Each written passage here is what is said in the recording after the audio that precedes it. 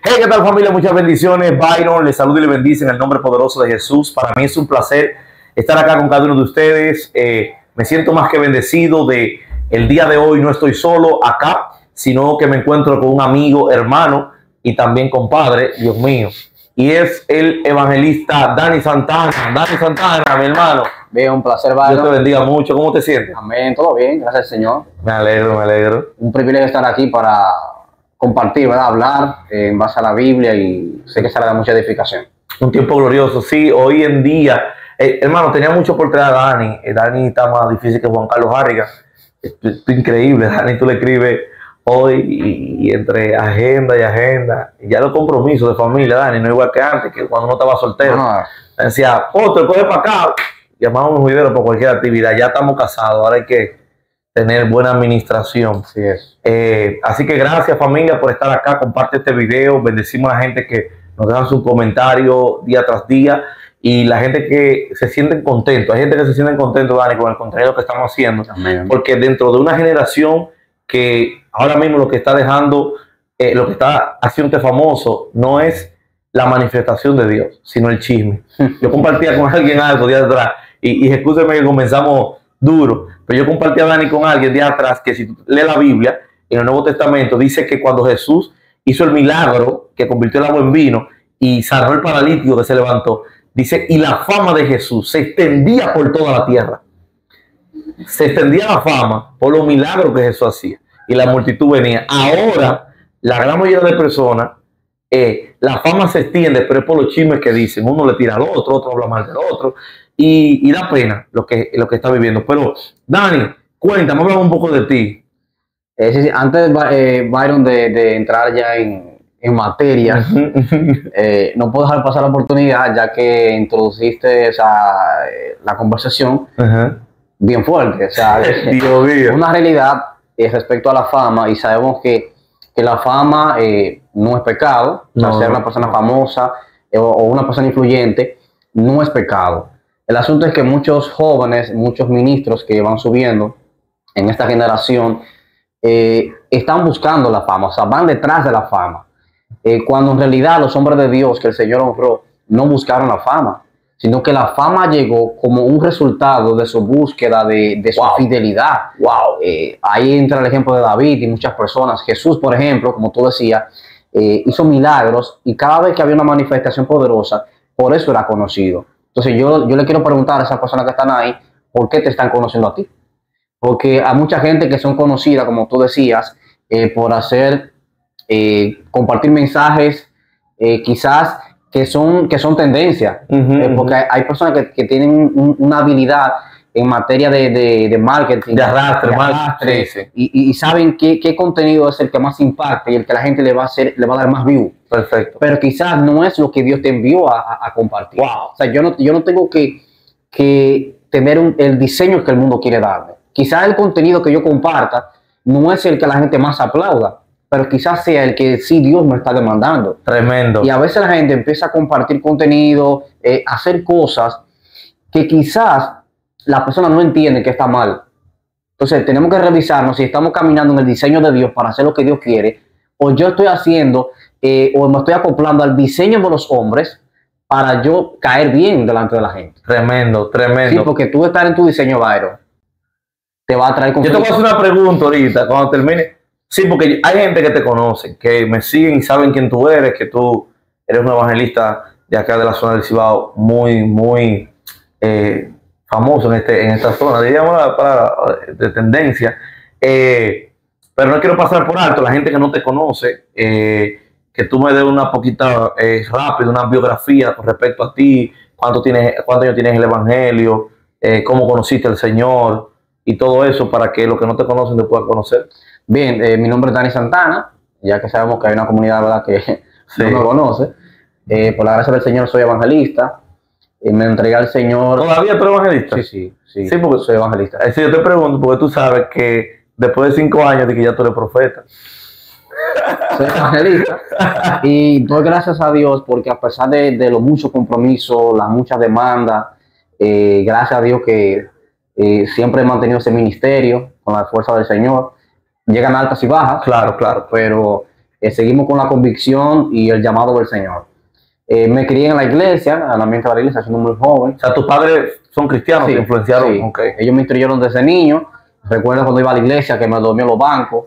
Tenía que llevarme cargado a la casa. Dios mío. Un culto de niño. Dios mío. Que uno iba para, tú sabes, no, Sí. no por la palabra, sino para comerte la galletita, los jugos. Sí. Pero, a pesar de todo, ese ambiente fue trabajando en mí. Claro está que yo iba a la iglesia porque mis padres me llevaban. Gracias a Dios que nunca me presionaron.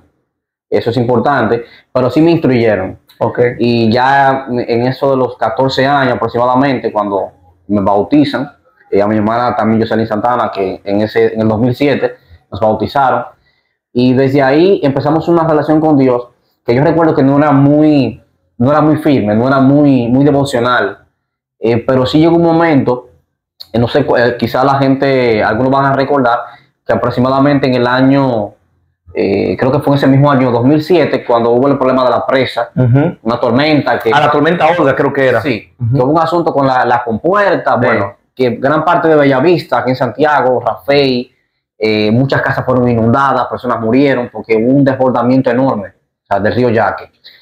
Y nuestra casa no estaba tan lejos del río, entonces que nuestra casa quedó inundada completamente. Y a pesar de ese proceso y de las pérdidas que hubo humanas, materiales, en nuestro caso fue muy difícil, que tuvimos que mudarnos a otro lugar. Y estando en ese lugar, yo recuerdo que ahí fue que realmente yo tuve un encuentro con Dios. O sea, no cuando me bauticé, no cuando fui a la iglesia. Yo creo que a veces tú vas a la iglesia, pero quizás no has tenido un encuentro con Dios. Wow, tremendo. Se puede dar el caso de que tú tengas tu Biblia, tú estés haciendo lo que Dios, la voluntad del Señor, pero quizás no has tenido ese encuentro. Ese encuentro sobrenatural Que te conecte con el Señor. Y yo recuerdo que mientras estaba dormido, tuve una visión. Y yo veía que una luz entraba por el techo, o sea, y en la mesa había una Biblia abierta, impactando la Biblia, es un resplandor enorme. Cuando yo me acerco, y quiero aclarar que cuando yo leía la Biblia yo no entendía nada. O sea, yo leía la Biblia y hueco, o sea, yo no sentía nada, no me entraba nada, no captaba nada, no entendía realmente lo que Dios me estaba diciendo. Pero ese día, como tuve ese sueño, que yo me acerco en el sueño, ¿verdad?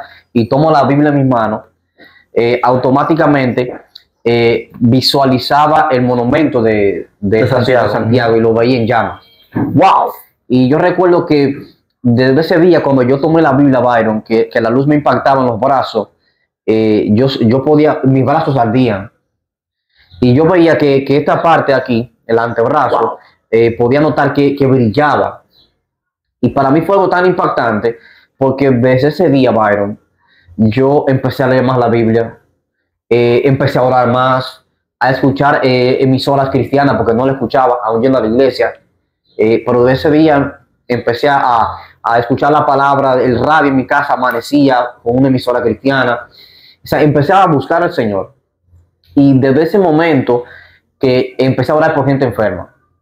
O sea, fue un asunto como mucha gente no cree. O sea, mucha gente dice, un impacto mucha gente dice, Dios no sana, Dios no hace milagros. Dios sí lo hace. Sí. El asunto es que aunque Dios te da el don, pero quien opera a través de ti los milagros es el Señor. Claro. O sea, yo pensaba que yo iba a los hospitales y que todo el mundo se iba a sanar. Había personas que lloraban, se sanaban. Y había otros que lloraban y no pasaba nada. Entonces, al principio yo me frustré. Sí, porque cuando uno está al inicio, uno siempre quiere como que las cosas sucedan como uno quiere. Exacto, no lo entendía. Tremendo. Eso me frustró un poco. Pero sí, desde ese momento que empecé a orar por la gente, a tener visiones, yo recuerdo que después de esa experiencia, que eso me marcó rotundamente, que una vez estaba en la iglesia donde yo asistí hace muchos años, y yo me postro, Byron, para orar. Y mientras yo estaba orando, o sea, mis ojos cerrados, y mientras yo oraba, yo veía que el pastor de la iglesia entraba y se sentaba en el altar con una camisa blanca, una corbata roja y un pantalón negro con rayitas, de esos finos que... Cuando yo hago así, que abro mis ojos y miro al altar, allá estaba el pastor con una camisa blanca, una corbata roja y un pantalón negro con rayas. O sea, eso como que me despertó algo y me motivó a seguir buscando al Señor. O sea, no, porque lo que digo, yo lo viví. O sea, mucha gente quizás no lo van a creer, pero cuando tú tienes una experiencia con Dios, o sea, nadie te puede arrancar eso. Es igual que a Pedro le dijeron al apóstol, no predique más en el nombre de Jesús. Y él dijo, ¿cómo yo voy a dejar de contar lo que yo he visto y lo que he oído? O sea, tú podrás quizás hacerme borrar lo que otro me ha dicho, Tremendo. las informaciones humanas, pero cuando tú has tenido un contacto con Dios, un contacto con su palabra y lo has vivido, o sea, no hay forma. O sea, no hay forma de que alguien te diga a ti, bueno, Dios no sana si tú lo has visto. Claro. O sea, no hay forma de que alguien te diga a ti, Dios no habla cuando Dios se ha tratado contigo. Entonces es importante que los jóvenes de hoy día busquen más la esencia de Dios. No trates de encajar en ambientes que sabes que no te conectan al plan de Dios. Tremendo, apóstol. Escúchame, yo le digo apóstol, ya de confianza, Dani, pero tremendo. Mira, algo me impactó de lo que dijiste, y es cuando tuviste la visión que los brazos estaban en llama, los antebrazos. Sabes que una de las cosas que esta generación ha perdido es tener encuentros sobrenaturales. Yo creo que esta generación está muy básica, no es igual que antes. No sé si tú te acuerdas. Bueno, yo no nací en el Evangelio, déjenme decirle, no nací en el Evangelio, pero sí iba a la iglesia desde pequeño, porque yo pertenecía a una institución llamada Compasión, iba a la iglesia desde pequeño. Lo mismo que dices, hay ocasiones que tú vas a la iglesia y no tienes un encuentro. Por eso es que yo no, por ejemplo, yo soy de los predicadores, que lo puedo decir, no me gusta forzar a nadie a aceptar a Jesús, porque yo entiendo que cada quien tiene un momento específico, un lugar específico donde se le va a aparecer el ángel que se le apareció a Jacob, ¿me entiendes? Pero tremendo, apóstol, ver que tuviste un encuentro con el Señor, a diferencia de que siempre he predicado y dicho que no es lo mismo el que se encuentra con Dios al que se encuentra con la religión. O sea, el encontrarse con el Señor es algo contundente, porque encontrarte, cuando te encuentras con la religión, tú no duras en el Evangelio. No. Mira, y yo le compartí eso a alguien estos días. Tú sabes que ahora mismo con tantos escándalos en el mundo cristiano, que vamos a hablar un poquito de eso ahora. Sí, demasiado fuerte. Y yo tuve que decirle a alguien, mira, porque me dijo, yo me fui de la iglesia, si me hubiese quedado en la iglesia me vuelvo ateo. Entonces yo le dije, bueno, desarrollé una conversación con él, pero le di a entender lo siguiente. Ya la Biblia lo había dicho. O sea, ya la palabra había profetizado que habrían falsos profetas. Cuando te hablo de falsos profetas, ahí se incluyen falsos ministros, falsos predicadores, falsos cristianos. Eso está en la Biblia. Porque yo estaba hablando con mi pastora con respecto a eso. Yo le decía, bueno, yo soy un estado en mi WhatsApp. La gente que me sigue en WhatsApp sabe. Entonces yo decía, por favor, a los ministros y a los maestros de la iglesia. Y decía, los maestros, para mí, los maestros son los que tienen la responsabilidad más grande en la iglesia. Decía, por favor, dejen de estar inventándose doctrinas de un solo texto y dejen de estar predicando cosas que no están en la Biblia. Porque, por ejemplo, tú tuviste una experiencia que los brazos te ardían, pero tú no puedes pararte en la iglesia a predicar. No. Hermano, el que no le da los brazos se va a el... Son cosas como incoherentes, ¿me entiendes? La gente a veces cree que falso profeta solamente es aquel que se equivocó en una profecía. No. Falso profeta es todo aquel que vive, enseña y dice cosas que no tienen nada que ver con la palabra. Claro, y que se vuelven apóstatas, o sea, niegan la fe, lamentablemente. O sea, te predican la palabra, pero de manera torcida. Cuando la Biblia dice que tenemos que predicar la palabra justamente, o sea, con buenos lineamientos, porque al final, si no lo hago bien, pues otras personas serán afectadas. O sea, hay que tener mucho cuidado. Tremendo, wow. Pero sí, ministro, como tú decías sobre la religión, sobre Dios, mucha gente va a la iglesia, a veces no por Dios. Y yo le compartí a alguien, mira, Judas, si traemos la vida de Judas a la actualidad, podemos decir, bueno, Judas era un cristiano, Judas era una persona que tenía un liderazgo en la iglesia. Si lo traemos a la actualidad, un liderazgo, el tesorero que manejaba las finanzas del ministerio de Jesús. O sea, que para tú ser el tesorero en cualquier institución, tú tienes que ser una persona de confianza. Claro. Porque no en la mano de cualquiera tú le vas a poner, mira, 2,000 pesos. Tómalo ahí, 5,000 pesos siempre. No, pues una gente que... Entonces, apóstol, ¿cuál es la diferencia? Antes de iniciar ahí, para seguir en la línea de la diferencia de encontrarse con la religión y encontrarse con Dios. O sea, la gente tiene que saber primero, ¿qué es la religión? ¿Qué es la religión? Bueno, para mí, que es un término muy amplio, pero de manera sencilla, hablar de religión son creencias. Digamos, creencias, convicciones personales que la gente tiene, a veces dogmas de hombres, que no necesariamente es lo que Dios ha establecido, porque una cosa es una creencia, perfecto, y otra cosa es fe. Porque hay un texto que no recuerdo precisamente ahora, que se hace alusión a eso, que Jesús hablando sobre eso. Dice, y el que creyere, bueno, sí, en dice, Juan 3. Ajá, el que creyere será salvo. Sí, y hay un texto ahí que lo voy a buscar rapidito, que lo dice muy claro, porque una cosa es que tú tengas una creencia, porque las creencias en sí son huecas. Y te voy a explicar por qué. Exactamente, apóstol, porque tremendo. Por ejemplo, Juan capítulo 3, versículo 16, pero especialmente el verso 18, aquí lo dice. Dice aquí, bueno, el 17 para que se entienda. Porque no envió Dios a su Hijo al mundo para condenar al mundo, sino para que el mundo sea salvo por él. El que en él cree, si tú te fijas, esa palabra, el que en él cree, no te está hablando de una creencia, te está hablando de una convicción personal. O sea, claro, con un fundamento bíblico. Sí, me dice, el que en él. Pero te lo está diciendo en presente. Sí, el texto él tiene que ver con singular. Exactamente. El que en él cree. Dice ahí, no es condenado, pero el que no cree ya ha sido condenado porque no ha creído en el nombre del unigénito Hijo de Dios. Y esta es la condenación, que la luz vino al mundo y los hombres amaron más las tinieblas que la luz, porque sus obras eran malas. Porque todo aquel que hace lo malo aborrece la luz y no viene a la luz para que sus obras no sean reprendidas. O sea, si tú te fijas, ese texto, la primera vez que yo lo leí me marcó. Porque hay una diferencia entre tú creer y una creencia. Una creencia puede ser un mito. Una creencia puede ser una fábula. Cosa que tú crees, cosa que te... Algo que se dice. Algo que se dice. Pero que tú no estás convencido. Exacto, pero ya te termina aquí. Cree. Tiene que ver con convicción, certeza. Una certeza, o sea, con fundamento de la palabra. Entonces, una gente que solamente que busca al Señor o que tiene un encuentro con la religión, es una persona muy legalista. O sea, es una persona que vive más de normas, más de reglas. Exacto, que de relación. Su ideal de relación. Exacto, o sea, es una persona que te aplica reglas, te aplica normas. Ok, la norma de cierto modo no es malo, pero a veces es tan legalista que aún hasta quiere cohibir lo que Dios... O probablemente sean reglas y normas que no están avaladas por la Biblia. Exactamente. Y a veces, aunque estén avaladas por la Biblia, las llevan a un extremo excesivo. A diferencia, oigan esto, que quiero que también le hables a la gente que van a ver este video. Encontrarse con la religión genera mucho daño. O sea, hay mucha gente dañada por causa de que no se encontraron con Dios, se encontraron con la religión.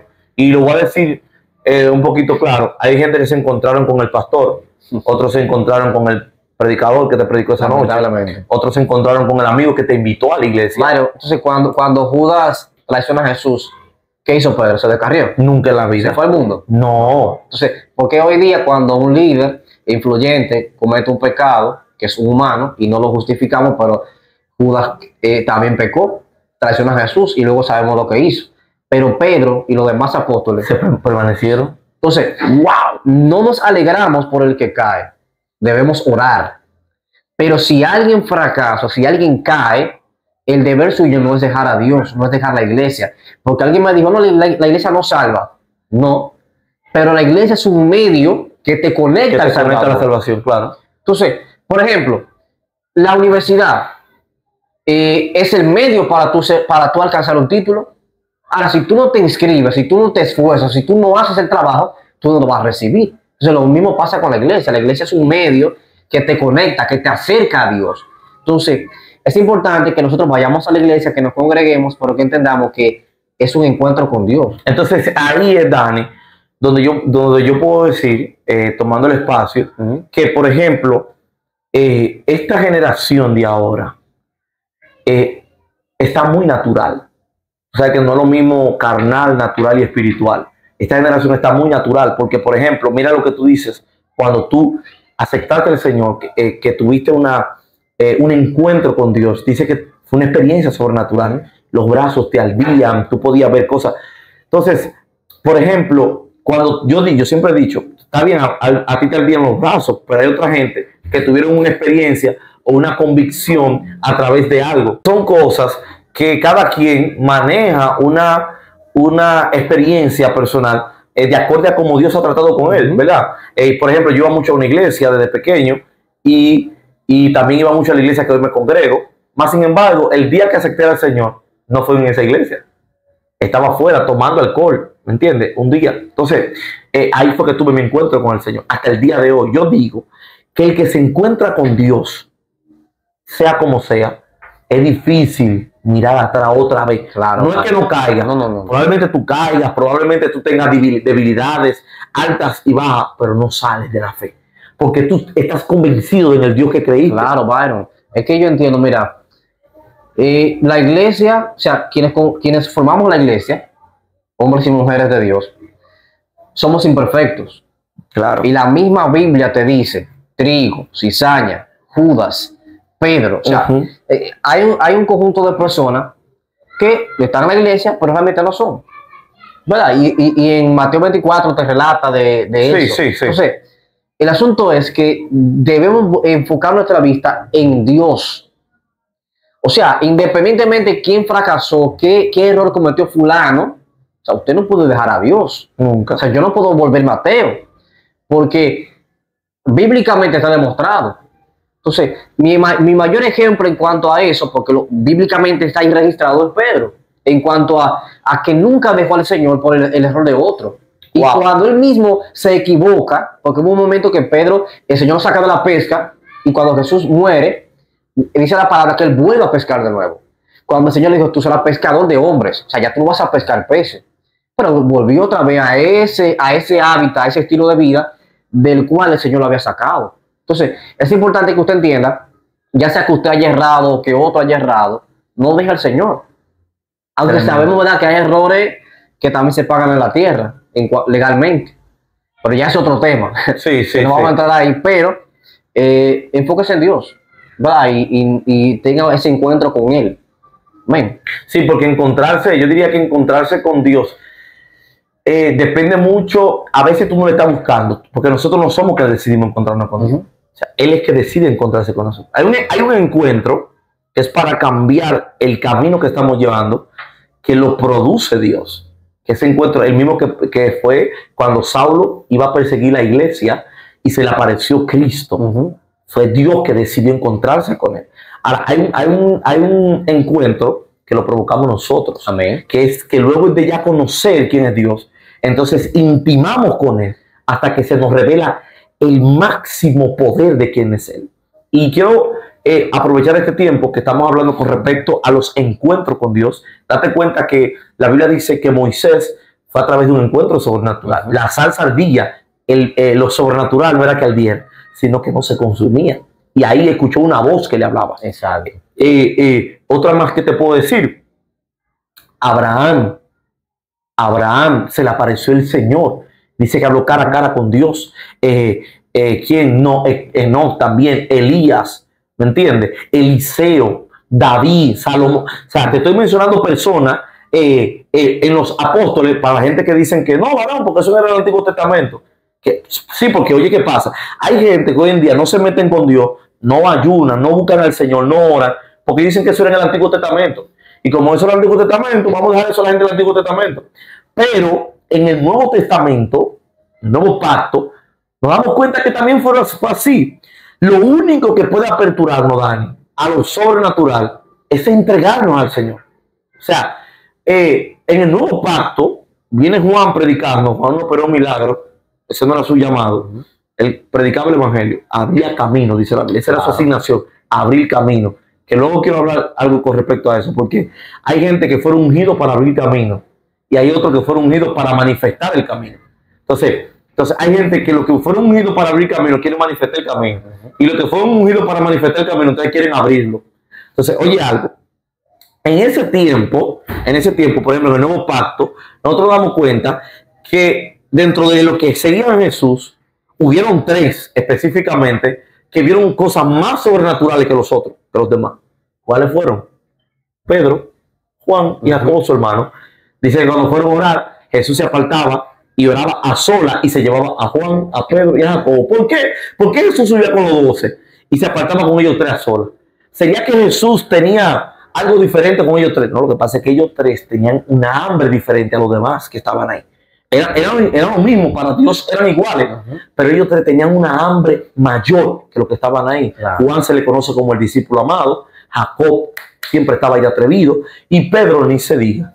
Ellos fueron los que tuvieron el día de la transfiguración, cuando vieron a Elías y a Moisés. Claro. O sea, ellos vieron cosas que los demás no vieron. ¿Me entiendes? Entonces, lo que te queda dicho es que cuando tú provocas en una búsqueda al Señor, tú vas a ver cosas que tú nunca has visto.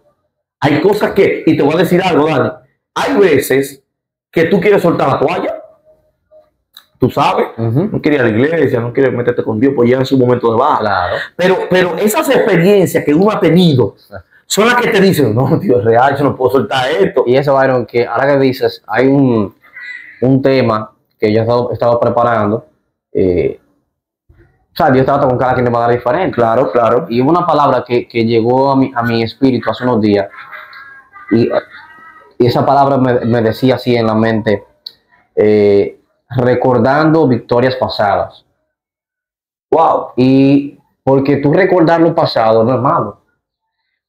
Lo que hay que saber aplicar el texto cuando te lo dice. Porque hay un texto en Isaías que te dice, no pero hay que ver qué yo estoy recordando y para qué lo estoy recordando. Porque hay personas que recuerdan cosas pasadas con la intención de volver a eso.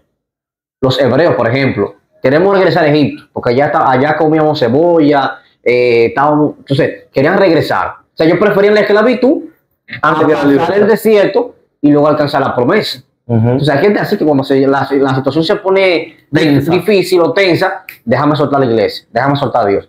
Entonces, el Señor me dio esa palabra y he investigado, y hay muchos pasajes bíblicos donde tú puedes encontrar personas, por ejemplo, que recordaban o textos que te explican a ti por qué es importante tú recordar esas cosas, esas victorias. Por ejemplo, David, cuando mata a Goliat, David le llegó un momento de una baja, o sea, perseguido, se sentía abrumado, cansado, debilitado, que hasta él posiblemente se le había olvidado las promesas. La promesa. Sí.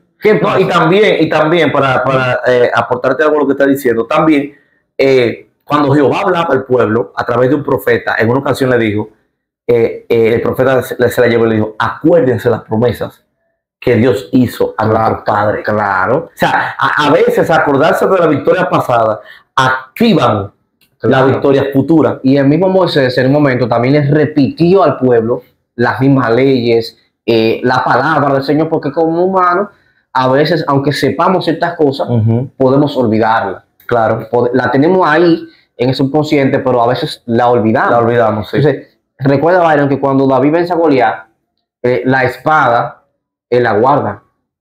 La espada de Goliat, tremendo. Otras herramientas.